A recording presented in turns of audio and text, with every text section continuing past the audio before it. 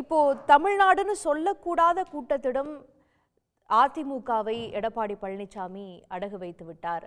அவரிடமிருந்து அந்த ஆட்சியிலிருந்து தான் தமிழ்நாட்டை நாங்கள் மீட்டெடுத்திருக்கிறோம் என்று முதலமைச்சர் சொல்வதனுடைய காரணம் என்ன?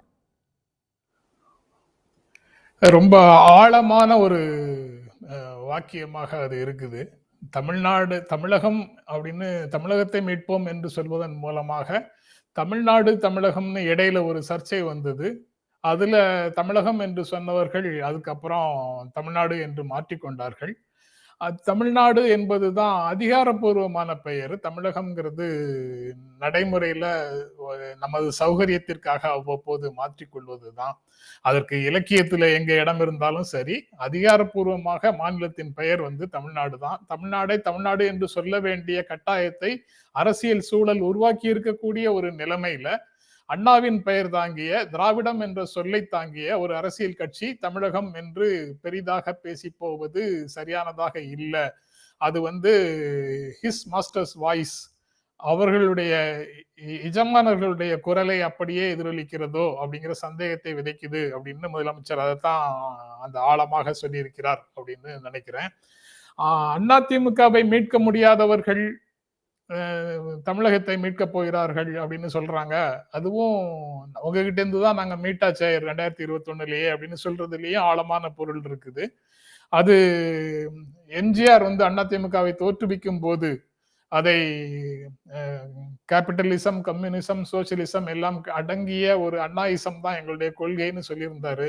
அந்த அண்ணாவின் கொள்கை என்ன சொல்லுது அப்படின்னு பார்த்தா, அண்ணாவின் கொள்கை சமத்துவம் தான், அண்ணாவின் கொள்கை சமூக நீதி தான், மதச்சார்பின்மை, ஜனநாயகம், கூட்டாட்சி, இவை எல்லாமே அண்ணாவின் கொள்கைகள். அந்த கொள்கைகளுக்கு முற்றிலும் எதிராக இருக்கக்கூடிய ஒரு கட்சியோடு கூட்டணியில போய் சேர்ந்திருக்கிறாங்க. ஒண்ணு. அப்படியே அரசியல் சூழல் காரணமாக, சில நிர்பந்தங்கள் காரணமாக ஒருவேளை 1998 அதிமுக கூட்டணி சேர்ந்ததை போல தங்களுடைய சர்வைவலுக்காக தனக்கு எதிராக போடப்பட்ட வழக்குகளில் இருந்து மீண்டும் எழுந்து அரசியலை உயிர்ப்பித்துக் கொள்வதற்காக ஜெயலலிதா அப்போது 98 கூட்டணி வச்சாங்க. 99 அசர்டைன் பண்ணிக்க முயற்சி பண்ணும்போது ஆதரவை வாபஸ் வாங்கிட்டு வெளியில போயிட்டாங்க. திரும்ப பாஜகவோட கூட்டணியே வைக்க மாட்டேன்னு சொன்னாங்க. திரும்ப இன்னொரு அக்கேஷன் வந்தது 2004. அதிமுகவை மட்டும் தனிமைப்படுத்திட்டு மீதி அனைத்து கட்சிகளும் ஒரே கூட்டணியில் இருக்கும்போது எதுவுமே இல்லாம போராடி தோற்கிறதை விட கிடைக்கிற ஒரு துரும்பையாவது பற்றி கொள்வோம்னு பாஜகவோட கூட்டணிக்கு போனாங்க. அதற்கு பிறகு அவங்க மறையும் வரை கடைசியாக அவங்க எடுத்த நிலைப்பாடு மோடியா லேடியாங்கிறது தான். அப்படி ஒரு சூழல்ல இப்போது முழுக்க 2019 அவங்க மருத்துவமனையில அனுமதிக்கப்பட்ட நொடியில் இருந்து பாரதிய ஜனதா கட்சியின் மறைமுக ஆட்சி தமிழ்நாட்டில் தொடங்கிவிட்டது அப்படிங்கிறது யதார்த்தமானது. அவங்க மறைவுக்கு பிறகு ஓபிஎஸ் ஆட்சியாக இருந்தாலும் சரி, அதற்கு பிறகு எடப்பாடி பழனிசாமி அவர்களுடைய ஆட்சியாக இருந்தாலும் சரி, அது முழுக்க மறைமுகமாக பாஜகவின் ஆட்சியாகவே தொடர்ந்தது அப்படிங்கிறது நம்ம எல்லாரும் பார்த்த விஷயம். அதுல படிப்படியாக அண்ணாவின் கொள்கைகள் ஒவ்வொன்றாக போச்சு அப்படிங்கிறதும் தெரியும். ஆனாலும் அண்ணாவினுடைய திருமண வீட்டுக்கு போறோம், அங்க ஒரு வேளை சாப்பிட போறோம், அதுக்காக நம்ம வீட்டுல சமையல் அறையை இடிச்சிட்டு போவோமா, அடுப்பை இடிச்சிட்டு போவோமா, திரும்ப இங்கதானே பொங்கி சாப்பிடணும் அப்படின்னு ஒரு எடுத்துக்காட்டை சொல்லியிருப்பார் அண்ணா பேசும்போது.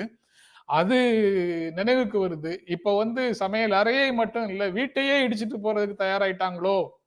நேரடியாக மதச்சார்பின்மை, அரசாங்கத்தினுடைய அரசமைப்பு சட்டம் சொல்கின்ற மதச்சார்பின்மைக்கு எதிராக, மக்களுடைய இயல்பான பண்பான சமூக நல்லிணக்கத்திற்கு எதிராக எல்லா கூட்டங்களிலும் கலந்து கொள்வது, அங்கு நம்மை இழிவுபடுத்துவதை பொறுத்து கொள்வது, அதற்கு பிறகு அவர்களே பேச தயங்குகின்ற அவர்களுடைய கொள்கைகளை கூட தயங்காமல் எதிரொலிப்பது அப்படிங்கிற ஒரு முடிவுக்கு